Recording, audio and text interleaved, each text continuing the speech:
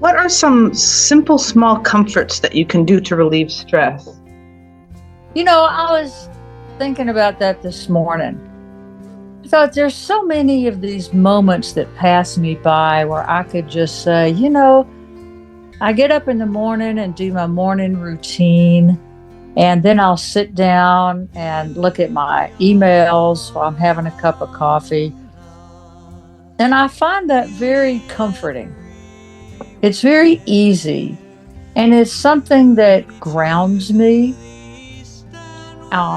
It's comforting because I think I do it every day and I'm rarely interrupted when I'm doing it.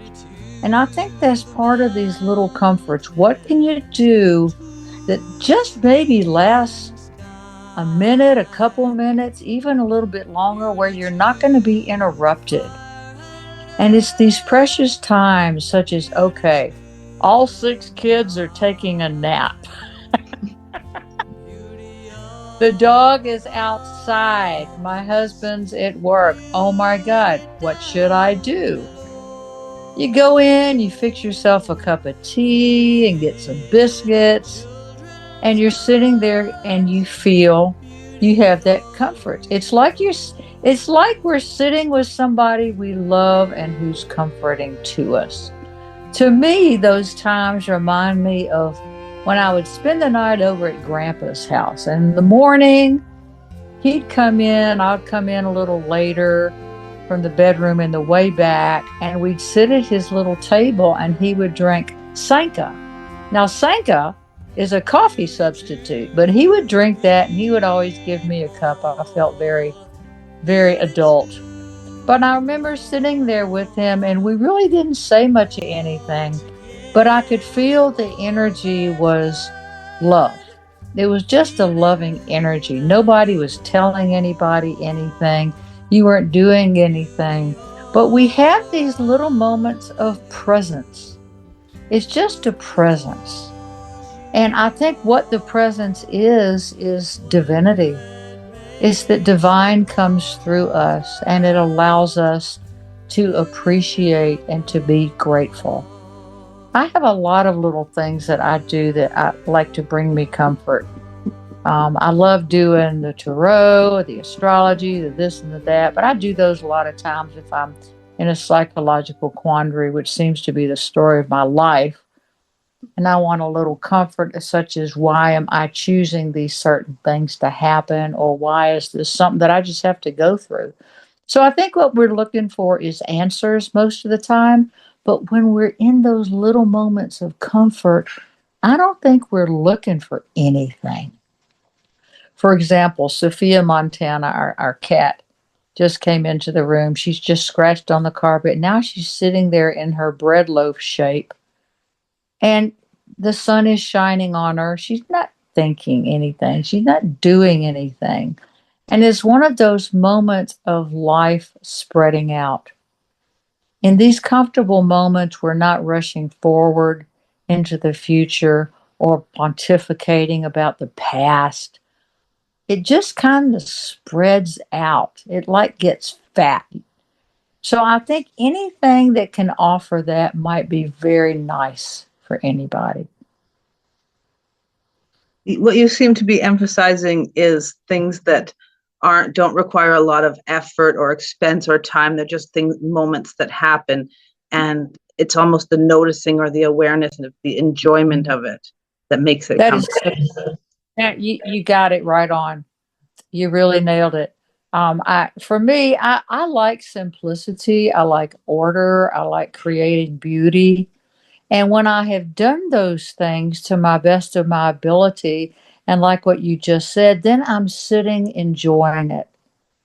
Like, look at that. I got a new pillowcases for the bed. Doesn't that look pretty? Doesn't that feel comforting? Something I've done for my family. And it's not that I'm still doing it. I'm reveling in that I've succeeded in doing something that's kind of simple, but it feeds me. What feeds you? What feeds your soul?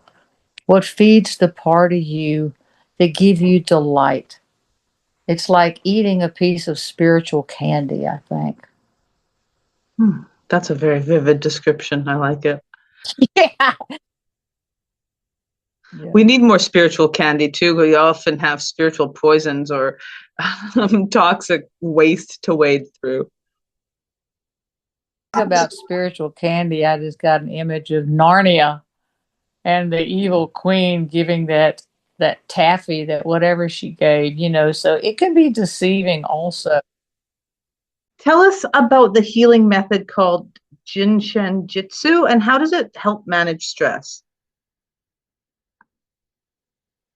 I love Ginseng Jitsu, and I would suggest if anybody's interested in that, I want you to research it yourself. And it's spelled JINSHENJYUTSU,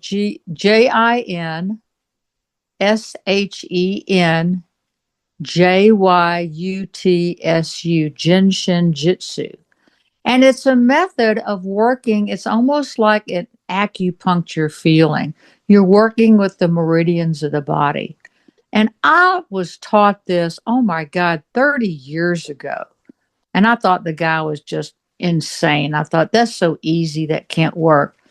There are practitioners who know that by putting their hands, like they'll put one hand on a certain part of your body and another hand somewhere else, and it runs energy, kind of Reiki-ish, kind of acupuncture-ish.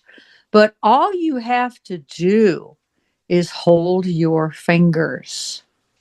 This is what the cool thing is. So I was taught that the thumb of either finger, that's your will, it's grounding.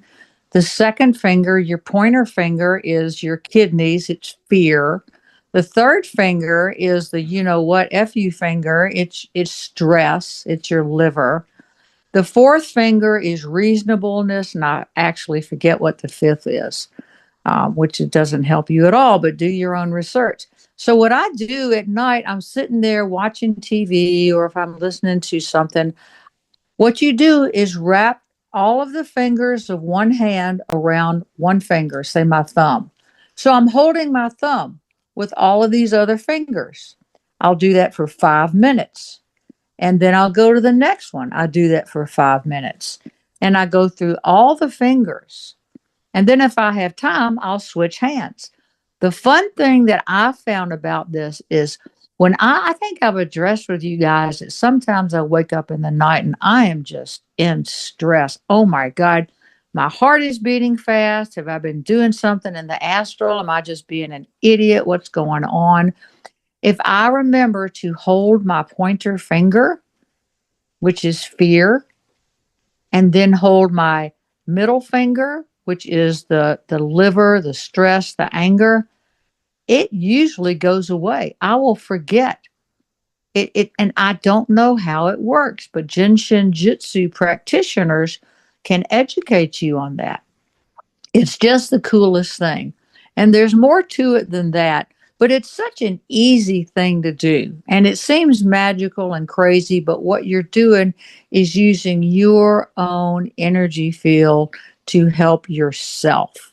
Do I suggest you do this? I'm telling you, I do this. And this is something that I have chosen to do over the past 30 years. And for me, it works.